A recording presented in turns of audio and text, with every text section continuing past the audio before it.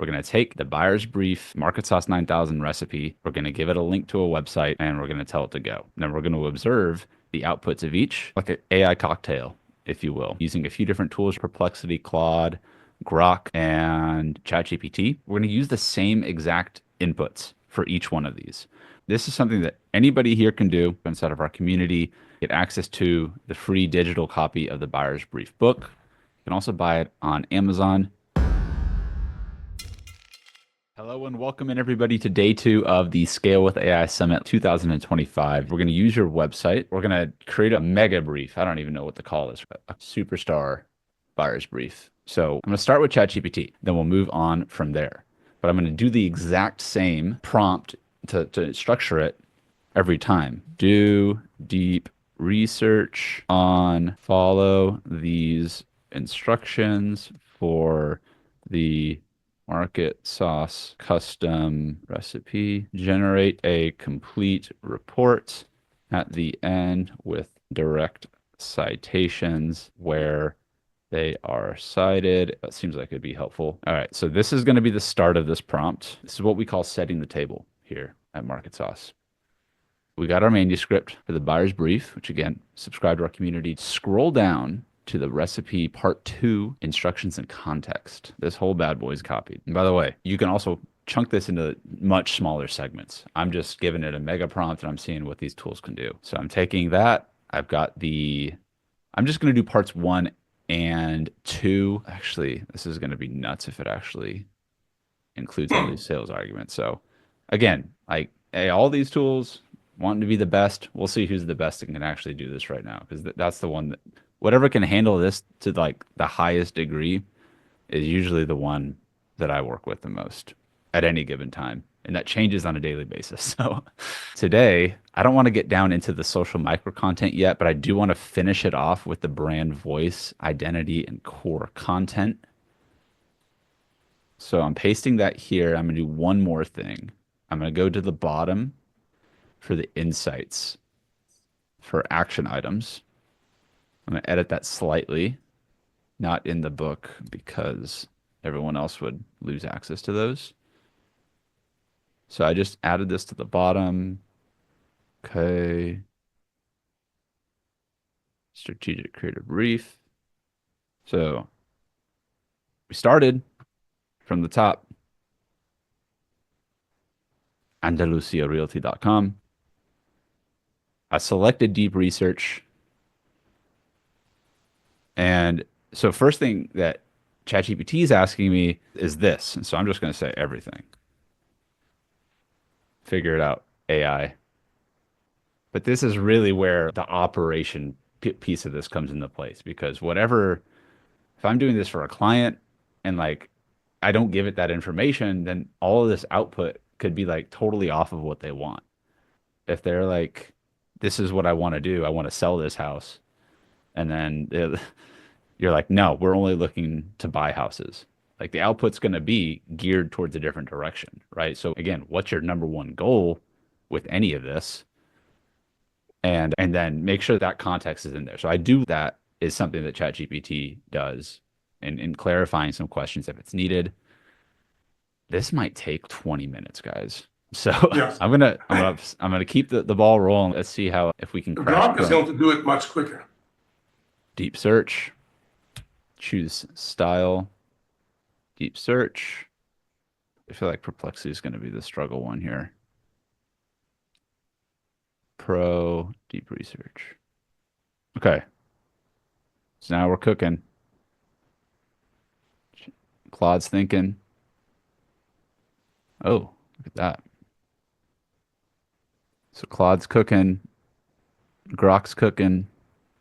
ChatGPT is still trying to figure out what it wants to eat tonight for dinner. Perplexity's cooking. See, okay, it's starting now. So it just took a little bit more to get going. I feel like we're watching like a go-kart race or a thing at a baseball field with who's gonna make it first. Comment who you think's gonna win this. Grok. Right now, this is time sensitive. This thing is still thinking. Claude, Grok, Chat GPT. Maybe we'll have who finishes first and who finishes best. So yeah, this is exciting about the most AI nerd sort of way that you could ask for. I think first will be Grok, best will be Chat GPT. These things are thinking now. So when you ask about what's the difference between what buyer's brief versus anything else, it's the method for how we go about this research at the end of the day. Like to start the ball rolling and get all this information. We're not really locked into one platform per se. We've created the studio as a easy gateway entry to start using it trained on these. I would still recommend everyone have several of these tools anyways at any given time that you're using. From a monthly subscription perspective, I want to say that access to all of this right now is like less than 20 to 30 bucks a month, like per tool. I think my Claude is 20 a month, ChatGPT Pro. I tested the $200 a month one, and I'm not using that one for this on this account right now. So this is still like my team's account, which is I have another member on the account, so it's I think it's 60 a month with that, but I'm pretty sure you can use like Grok is I'm not paying for anything on Grok right now. Grok finished first ish. So Claude finished first. Perplexity's still cooking and ooh, look at that. Yeah, so you got Andalusia Realty has established itself as a premier real estate agency. So it's going right now. Claude hit the max message length and hit pause for the response. What I like to do with Claude right now, at least at this given time, is after you do one with Claude 3.7 and then you go to retry, I just have it rethink and then extend its thinking again.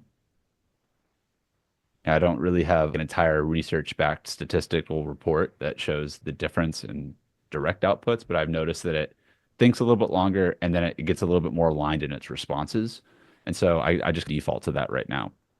And so now it's going back in and doing the researching side of it.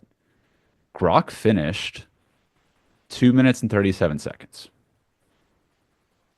Researching tips, services. But so what I'm looking at here, you see all of the product description, citations, target audience analysis. These are all from the recipe. So it's following that those outputted, the structured outputs, psychosocial deep dive. And then notice how it skipped over probably like two-thirds of what actual prompts go into here. It just didn't incorporate those into what it did on the outputs. Like all the negative statistics, the false solutions, offer benefits. So that's one of the things that, in terms of clarity as a benefit that people get from our reports, is you can go through, read the 10-page report, and then at the end, it's here's 10 micro segments that you could approach. I think some of that can get skimmed over and lost if you're not really focused on getting this information and where you're going to create this campaign around is you're probably not going to create a campaign for 10 different avatars at once. You want to start with one blueprint for one avatar. If you start trying to talk to everybody with your one messaging, like your copy is not going to resonate the same. That's just a fact. And so we get to the strategic creative brief and it still glosses over a lot of those, but then we get market statistics. Interesting. It's citing this. Okay. Like, thanks, Grok. Claude's still rocking and rolling. Perplexity's done. ChatGPT's still in the kitchen cooking. And I like watching it do this and just, this is wild. Look at all of this, what it's doing. So it's going through the proxy method. So it found some issue. It's breaking down its analysis on all of these, identifying the different targets. And what's interesting is even when we were doing some of the initial buyer's briefs and doing it very manually, so to speak, with prompting and making sure that these outputs were good, some of the feedback we would get was like, what channels are they on? And then naturally is like, okay, we'll go ask ChatGPT, like, and engage with it, which is where we went to the simulation approach, which is having the bot versions of these. But then it's also based on its analysis now, these tools are just pulling from so many points of reference that they're answering a lot of these questions for us that I wouldn't have even thought to think about. I've never given this level of a prompt to Claude before. I feel like we knew that Grok was going to finish first. It's cool, but Grok, you need to work on this a little bit more. Or maybe this isn't the best use case of Grok, right? Maybe Grok is much better at other types right there. But yeah, I think it's less in depth. I like this, like following it.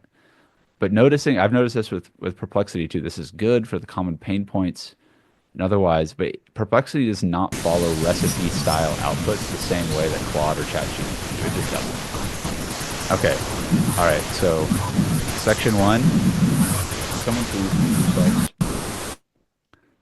Section one. So we get the company profile, executive summary, core services, demographics. And so this is how it starts. Deep dive psychosocial.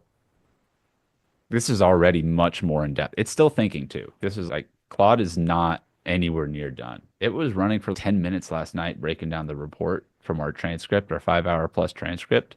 It started to repeat itself after 8 minutes, which I noticed. And it started losing some contextual information, which it didn't really do that for the 3 hour interview I did and tested the same process with. So I think there are still some constraints. Like I feel like these are like first world problems with AI. Like oh, I could only write 5,000 words for me with one prompt. AI problems. But we're here troubleshooting them. And this is again like when I started actually doing the buyer's brief stuff in the community, and I asked everyone to submit their 32 page word input. I used Claude for it for those first, like the huge first batch of testing that we did. And because it's just, its outputs are just so comprehensive. Like This is very good, by the way. And it's getting everything. it's giving, that's the key here is like you saw how truncated Grok was, ChatGPT. Like I don't even know if the deep research mode like really would be like, I feel like a deep research mode I don't know how outputted this is going to be. I've never done this type of input with a ChatGPT on deep research mode. I've because sometimes if you give ChatGPT deep research, it's going to focus way heavier on finding the research for everything. And so I'm curious to see how much it like moves over. Maybe in Grok, we should have tried the thinking part, We the could always thinking try it option. again. Let me try that because copy. All right, Grok. Oh, so it only does deep research and then it does only think. So I'm gonna just have it think now. Okay, so that's there. If for those of you that were at our book launch, would you believe me if I told you that it was literally like a year and 4 days ago that we launched this book with a live launch session, and we did 10 of these on autopilot using our MarketSauce Lite automation and Make. And it worked. And like that's what was like one of the big milestones with getting like the Make automation front on there. This is good, huh? And this is incredibly comprehensive for this. Like quick Google search, and like like something so like a thing that like Mario demonstrated with his that we don't have in our thing was like, what's the 3 a.m. thoughts and what are the layers to those 3 a.m. thoughts, right? That's not part of the MarketSauce 9000. You know, that maybe that something like that could be a part of a future edition of it, you know, or you're creating your own version of this with your own recipes and insights that you're you know, taking from how other tools operate and how they output. This is really good right here. Like primary cause triggers, information overload, explanation. So it's adding those explanations. I have to tell, I've got 9 minutes before Roger comes on for the first session of the day. And I just hope that this thing, I imagine it's going to finish up by that time. Success myths, This is brilliant. offer benefits. This to a T has hit every single one of the sections from what I've seen, and maybe I missed one or two that are inside of the master buyer blueprint inside of the buyer's brief book. So that's part one. So what it should do now, if it continues to follow it, because I gave it the entire strategic creator brief. Now we have 10 subsegments, right? And now I can, this is detailed subsegments that I can assess and it moves seamlessly into part two, right? There's a time where you probably want to be a little bit more hands-on with producing some of these. But don't forget that all I did was give it Assad's website. Literally, that's all I did. And then I ran it once and I said, no, do this again with extended thinking. Meanwhile, ChatGPT is still in the kitchen cooking. It's either gonna, everyone's already going to have eaten and gotten their fill and launched 5 products by the time ChatGPT is done, or are going to have to reassess their entire launch protocol because of that. So here we've hit the limit, right? We've hit the max limit for a message that is positive response. You can continue to keep going. And so now it's breaking down each one of the customer segments here, which is interesting if that's how it's doing it. Investment protocol. Yeah, okay. So it's all the different subsegments that were right there, highlighting all of them, making edits.